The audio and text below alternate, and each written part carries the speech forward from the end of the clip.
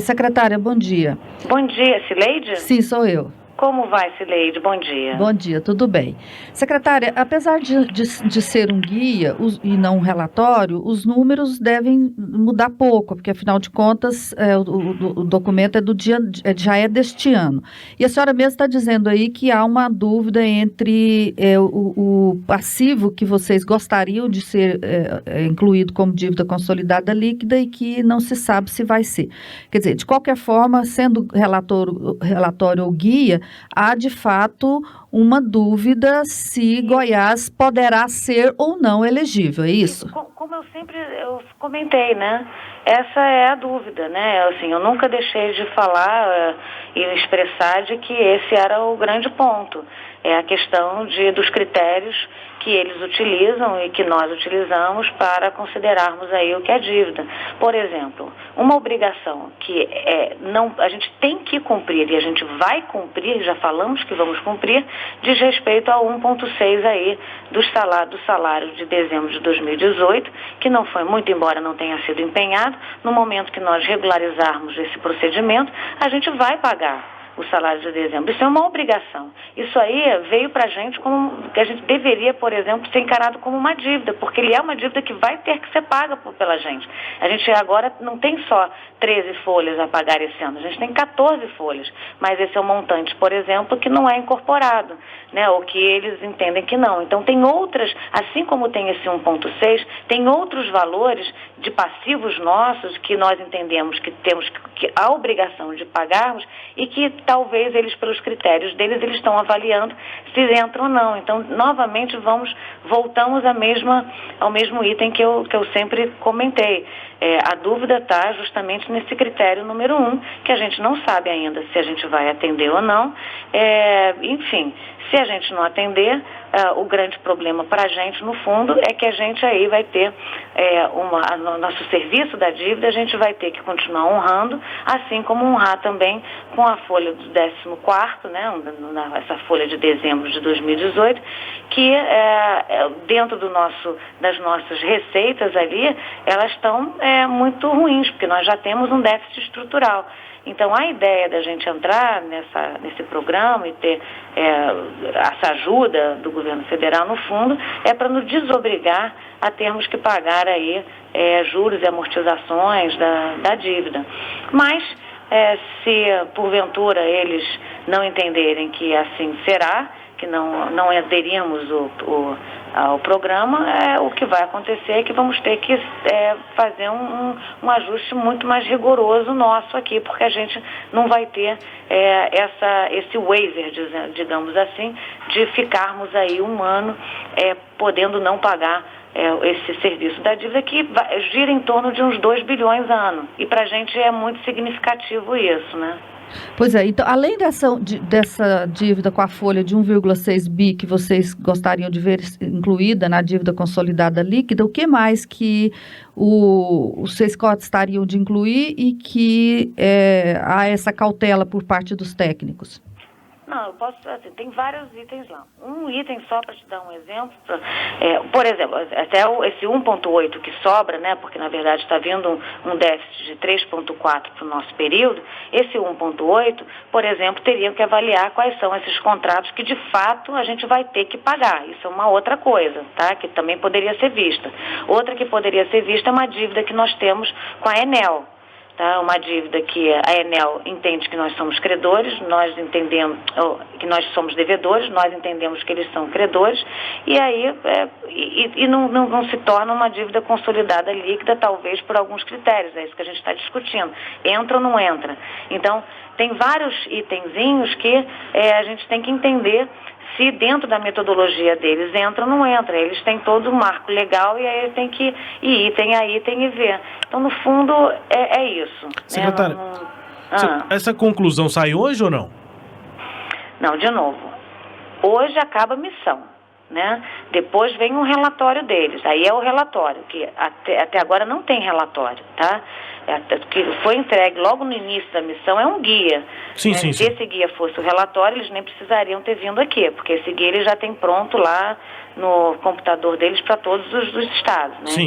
Então o que eles vão fazer, como eu comentei logo no início da minha fala, eles, depois da missão, vão voltar para Brasília e vão fazer um relatório. Não tem prazo para isso?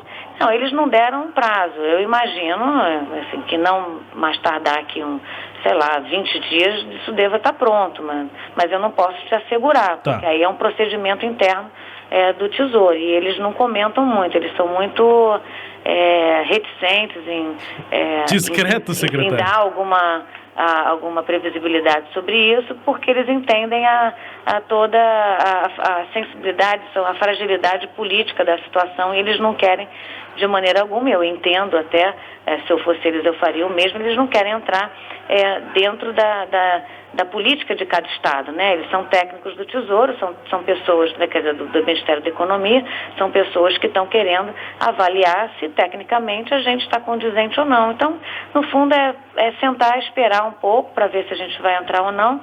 E é isso, se a gente entrar, vai ter um alívio, vai ser melhor, que a gente vai poder não ser tão rigoroso. Agora, se a gente não conseguir, aí o ajuste vai ter que ser realmente bem mais forte, principalmente porque nós vamos honrar o pagamento de dezembro de 2018, ou seja, eu vi que teve uma manifestação em frente à Cefaz, eu acho que todo mundo tem a liberdade de se manifestar, eles entendem que tem que fazer a manifestação e tudo bem, eu entendo, agora não se pode veicular mentiras, né? Veicular que nós não vamos honrar, que nós vamos dar calote, isso é uma mentira, nós não vamos dar calote. O governador nunca falou isso e eu nunca falei isso. Então, nós sempre falamos, nosso discurso sempre foi de que sim, vamos honrar. A gente apenas precisa entender se o governo federal vai ou não ajudar para a gente fazer uma programação e então aí ir adiante na nossa vida. Tá, então, essa programação... É um pouco isso que a gente... Oi? Essa programação só sai quando o relatório sair lá na frente. Então assim, essa programação só vai, de fato, ser divulgada no momento em que eu souber se eu vou entrar ou não nesse programa.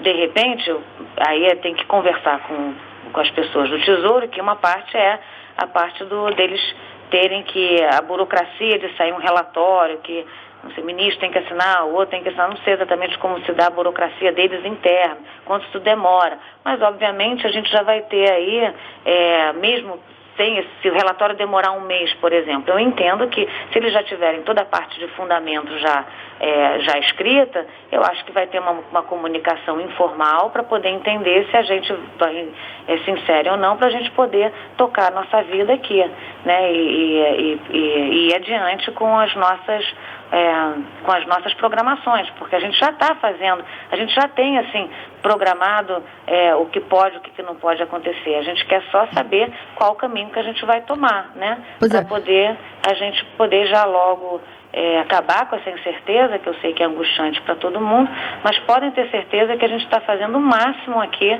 para poder acabar com essa angústia de todos, pagar logo o salário de dezembro e acabar com essa angústia, porque é uma angústia generalizada, não só dos funcionários que deixaram de receber esse mês apenas, é bom enfatizar isso, porque janeiro vai ser pago, fevereiro vai ser pago e assim por diante, ou seja, o funcionalismo público não vai deixar de ser pago no ano de 2019, mas a gente quer logo finalizar com essa angústia generalizada, que não é só do funcionalismo, mas é minha, do Dr. Caiado, de todos nós que estamos aqui envolvidos, enfim, tomara que isso acabe o quanto antes, mas Secretário, a gente está dependendo aí do governo federal. Pois é, então, só para a gente concluir, que nosso tempo aqui também já acabou, pelo que eu entendi, então, dezembro não será pago antes dessa resposta que seja informal do Ministério da Economia. Não, então, é isso que a gente está avaliando também internamente, né? Então, porque, na verdade, a gente quer ter a resposta o quanto antes para poder já começar o processo. Então, o que a gente já está fazendo, isso aí é algo que até o governador já mencionou, o esforço que a gente está fazendo é da gente ter esse orçamento de 2019 em meados de fevereiro. E aí já regularizar logo o processo do empenho e já empenhar e já está apto a pagar, tá? Então, independentemente aí da gente entrar ou não no regime de recuperação fiscal, a gente já quer começar a pagar o quanto antes, né? Agora, como que isso vai ser pago, é que a gente está estudando a melhor maneira para ter o menor impacto na população, né? Nos funcionários. Então, a gente já está fazendo essa outra vertente, a gente já está agindo. Então, a gente vai estar lá com o orçamento aprovado em meados de fevereiro para já regularizar o processo e já para estar apto já para poder fazer o pagamento. Né? E aí a gente, quando estiver no momento oportuno, aí a gente vai divulgar aí como que a gente vai fazer. Não, mas a gente tem que, como o governador coloca, né, a gente tem que ir devagar, passo a passo, subindo degrau a degrau, né? Não botar aí a carroça na frente dos bois, né, usando aí as palavras do nosso governador. Secretária, muito obrigado, viu, pela entrevista aqui, os esclarecimentos da Sagres, obrigado pela disponibilidade, conte conosco aqui. Bom dia, bom trabalho. Muito obrigada, Rubens e Cileide, excelente dia para vocês e para todos os ouvintes. Um abraço, tchau. Um abraço. Bom dia, obrigado pela entrevista, conversamos com a secretária estadual da